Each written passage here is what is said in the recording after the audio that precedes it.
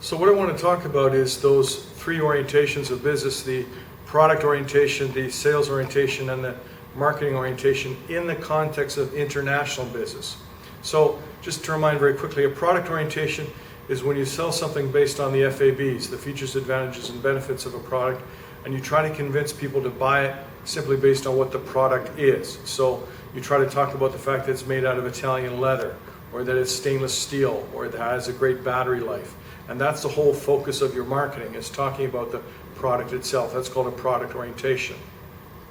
A sales orientation is when you have a competitive environment and you presume that the customer has choice. So they already know a little bit about your product through social media or your website or other people who have bought it, and you're simply trying to get them to buy it based on the lower price. So sales orientation is to talk about things like you can buy through PayPal, you can get it through a credit card, you can get it with $50 down and no payments till September. That's a sales orientation. Now, marketing orientation is a little bit more sophisticated and also a little bit more mature.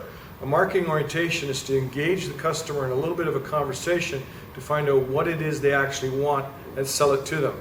So if you had an expensive Swiss watch, you wouldn't just walk up to them and say, okay, give me $1,000 down and $200 a month, you can have the watch. You would first of all ask them, do you ever go scuba diving? Do you ever have a requirement for a good quality watch? If they say no, then you talk to somebody else. If they say yes, then you ask them, do you appreciate the value of a good quality stainless steel diving watch? So that's a marketing orientation. Now, in international business, what this means is a company would monitor trends in the social cultural environment, the economic environment, the technological environment around the world, and look for opportunities to sell new products and services based on what people actually want.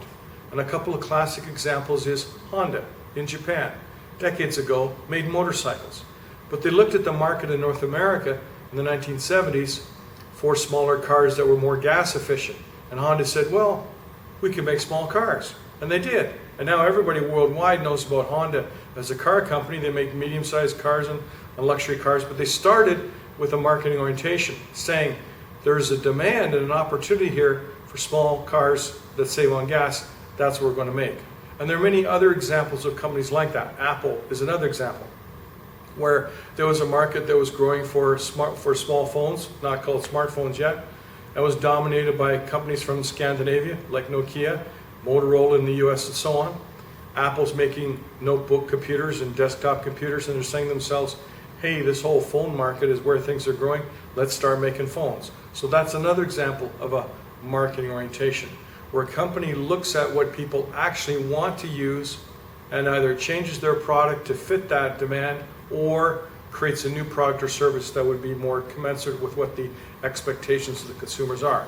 So what I want you to do to earn some class participation mark in replying in comments to this video is to make some comments on examples of companies you could think of that had a marketing orientation in international business or regular business, where what I mean by that is they thought about what the demand was and they started making products to fit that demand.